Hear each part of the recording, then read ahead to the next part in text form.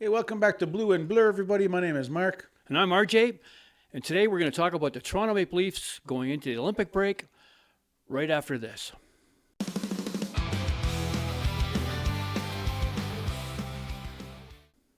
All right, so for those of you who got our last video, we talked about the Montreal State of the Union going into Olympic break. Now, today we're going to talk about the Toronto Maple Leafs going into the Olympic break, and it was a little ray of sunshine. Well, it's been interesting. I mean, last week here I was doing it, and in the media they were fighting whether to blow it up or retool or rebuild, whatever. And I was like, we got to blow it up. And they respond. I don't know if they responded to listening to the podcast. Yeah, they heard us. They heard you. I don't know. I wasn't saying me. No. I mean, listening guy. to the Toronto media. But they have fired it up. They went to Vancouver, won for the first time since 2019. Squeaked one on Calgary, and then really gave Edmonton a good show. Edmonton outshot them, but the Leafs had control of the game. Really shut down McDavid and Draisaitl, the big Oiler machine, and won 5-2. So, that's going to be interesting to see what happens now, because this is the Toronto Maple Leafs. If they'd have gone and lost those 3 games, then there'd be no doubt. Like, okay, we got to start making phone calls and putting their for sale sign Even if up. they would have lost one of them. But now they win these 3, and they're sitting in that 5 or 6 points back realm, and they can make a case like, well, we could go on a run. And so they're gonna. And Toronto. I made the case. I don't remember the Toronto. Toronto never sold out. They just let these teams go down to the wood by age and whatnot. They never went and stripped it down and traded for a bunch of draft picks. So they haven't done that, and I don't think they're going to do it now. And now this 3-game winning streak has given Treliving all he needs to go to Pelly and the board and say, "Oh, we're going to hold the line." I don't think he's got permission, or even himself would be deluded enough to start trying to go out there and buy players. Although they don't have their next 2 first rounds, so where's that going to? Who are they going to get? I keep on hearing the media going, "Well, Dougie Hamilton." New Jersey's going to get a first round for Dougie Hamilton.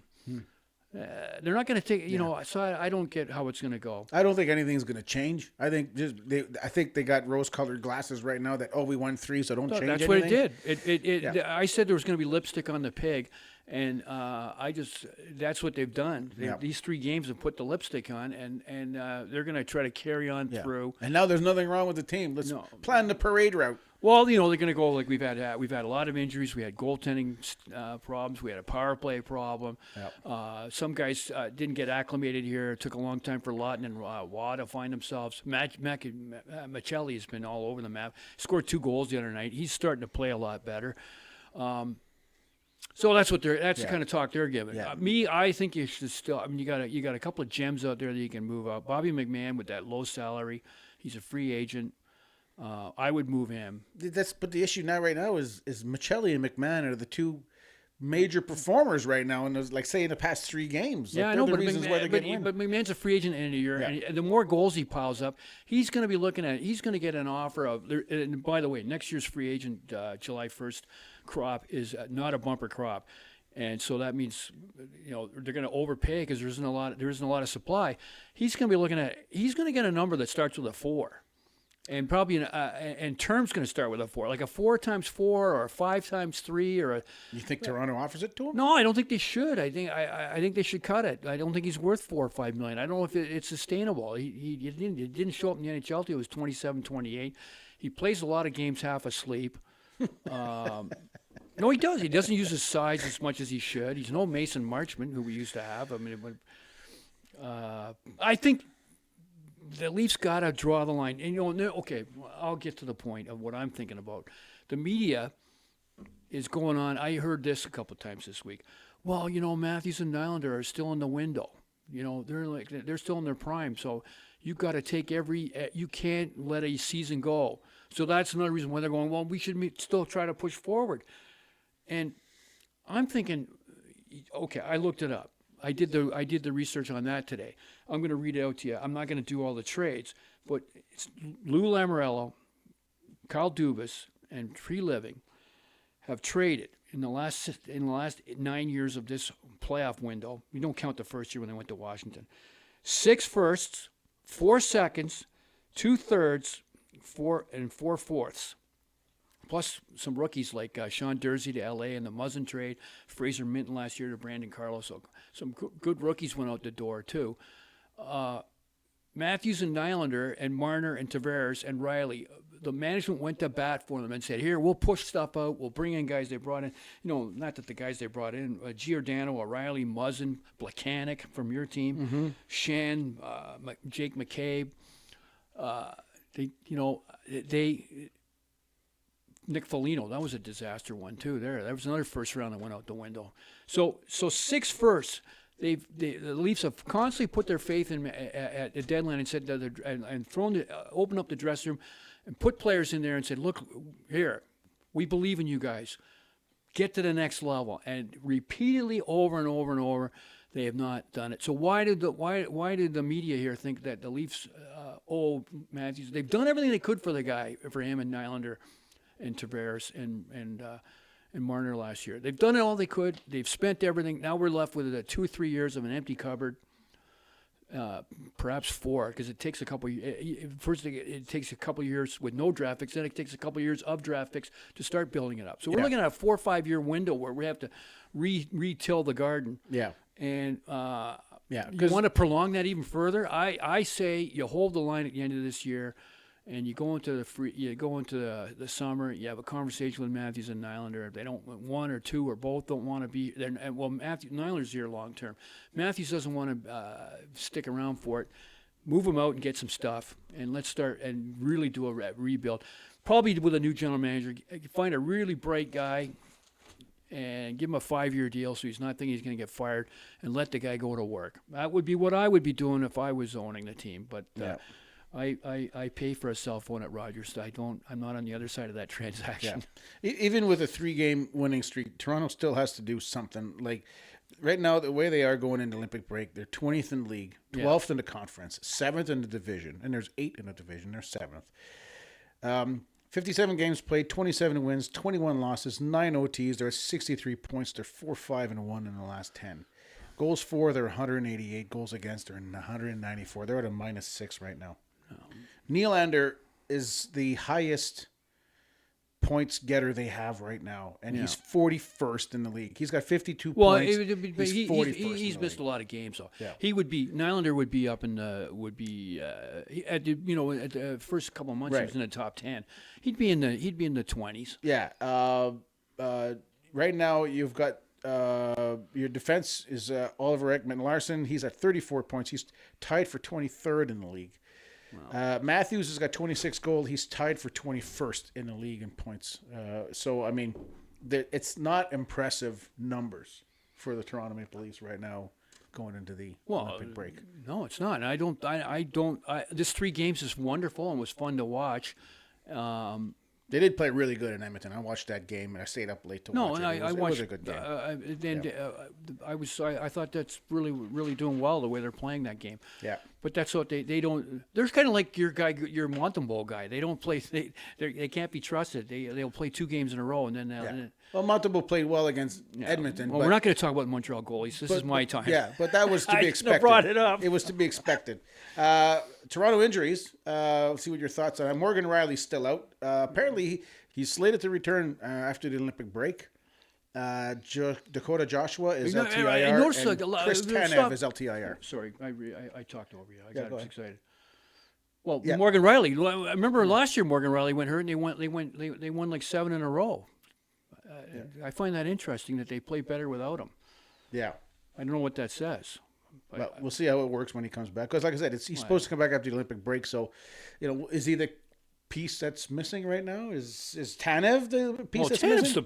Morgan Riley's been there the whole time through this up and down. Tanev's been hurt almost all year. Tanev's a big problem for the Leafs. He steadied this team last year, and arguably he was the most valuable player last year. And they're missing him more than they are Mitch Marner. Tanev was a steady influence for 25 minutes a game to keep the puck out of their end or get the puck out properly. He's not a flashy player, but he's a guy who can get the puck out and pick up his assignment in his own zone. So without him. But he's 36 years old. So when he comes back, if he comes back at all this year, I mean, what's he going to have left to give? And then he's eyeballing retirement for sure. Like he's got to be thinking that at home, sitting on his couch, right? Well, I don't know about that. He's a warrior. He's 37 next year. He's signed though for the next 3 years. Yeah. At $4.5 million. Actually, I got it right here. Listen to this. This is another problem with the Leaf defense. Here's the top 5 guys. Riley 31, McCabe 32, Tanev 36, Larson 34, Carlo 29. Yeah. And Riley, McCabe, and Tanev are signed for 3 more years. So let's go 3 years from now, 34, 35, 39. Larson will be is only for 2 more years, and Carlo is only for 1 more year. How many old guys? How many 40-year-olds are there in the NHL? Is OV 40? I think OV just turned, or is 39, or going to turn 40. Crosby's 38. Crosby's 38. There's one or I can't remember who's. There's 40. not that many of them out there. Not very many of them. And Toronto's got Toronto's going to have 3 of them. Toronto's got the oldest defense. Years, They've got the oldest defense in the league. Yeah. I think I'm safe in saying that. And they're signed long term. Yeah. This is tree living. He signed these guys like oh yeah, I'll just give him there's no planning. How all 4 of these you can't. Robidas Island is going to have more people on it than Gilligan's Island. I mean, it's just where are they going to stuff all these contracts? Where are they going to stuff all these contracts? By the way, the league's over the last couple of years has clamped down on Robidas Island type behavior. It's hard to put a guy on an ice floe nowadays. Everybody's talking about the culture problem. You think there's a culture problem in Toronto right now? Do you agree with the social media and media? Mitch Marner talked about it at length this summer when he did his admission about why he was leaving. The media's tough and they go after your family and they dox you, which is all. I don't blame him. It's really tough to be a Toronto Maple Leaf. It's tough to you can't go out for dinner. If you make a mistake, if you're an older guy and you've got an 8-year-old kid in school in grade 3 and the kid gets told about it. I mean, so as opposed to if you go sign a contract and play in Anaheim or Nashville or Dallas, not only you get tax free, somebody's tax free, but also you could walk down the street. He could probably go to a restaurant in his hockey equipment. Yeah, exactly. In Vegas. What do you go to a Halloween party? They don't. They're unrecognizable. They can go to the grocery store. The kids don't get bugged if they've got kids. It's a lot better lifestyle, and because it's easy for. I mean, look at me. I've been insulting them. I've making jokes about them and saying they should be shipped out of town. And you know what my argument with that would be? You know what? It'd be like. When you were a kid, you weren't dreaming about the NHL to be the gray man in the middle of nowhere in some dead-end town that nobody recognizes you. So when you're a kid and you're playing hockey and you're minor hockey and you're dreaming about playing the NHL, you say, no, I want to play and I want to be popular. I want to be good. I want to be well-known. I want to be this. So it's like turn around and say, well, finally, we're giving you this. Now you're one of the greatest teams in the NHL history, the Toronto Maple Leafs or the Montreal Canadiens, and now you're telling me you can't handle the pressure. Come on. I mean, just wiping your bills, wiping your eyes with your dollar bills is like, oh, my God, Toronto and Montreal's markets are tough on me. It's tough to play. One reason why Canada, 7 Canadian teams don't fare very well, is because the players here live in a. Maybe it's not so much that these players have it tough. Maybe we're looking at it the wrong way. Maybe it's the teams down in the South have it too easy. The players down there have it too easy to be able to allow them to concentrate more fully. It's not that our because someone goes, "Well, how tough can it be?" Well, maybe it's not, but it's just that the guys down in the South have it way much easier. Yeah. And I think the other problem with the 7 Canadian, we do a video on it when we're getting complicated, but I think the management's in the 7 Canadian. If you're the general manager in Dallas or wherever, and you make a mistake, maybe two reporters are come into the office the next day and maybe you shouldn't have traded that guy.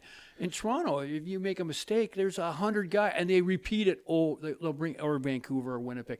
They'll bring it up day after day. You live with that mistake forever. And suck it up, man. That's what I say. With your millions. Well, they're making the millions too. There's that. But I would, and I have no skill level for this league. Yeah.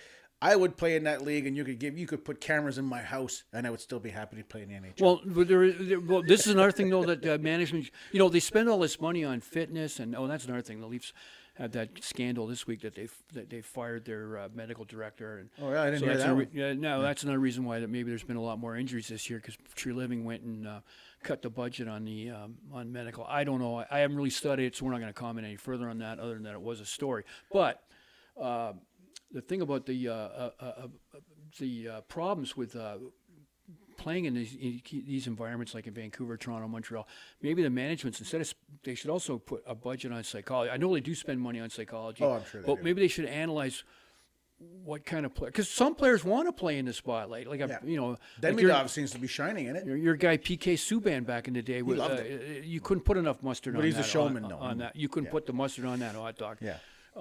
He's a showman. But some guys love it. Yeah. I don't know. Anyway, where the Leafs are at, we're running over time on this one. With the Leafs, you can always go down. There's a million corridors. There's a million rabbit holes you could get into. Yeah. So anyway, tell us what you think in the comments down below. We love hearing about you. We try to respond to every comment. Like and subscribe. We're over 100. We're climbing our subscribers every week. We love it. It helps us out a lot. Don't forget to like the comments, because the liking the videos really helps us out a lot. And we'll see you in the next video.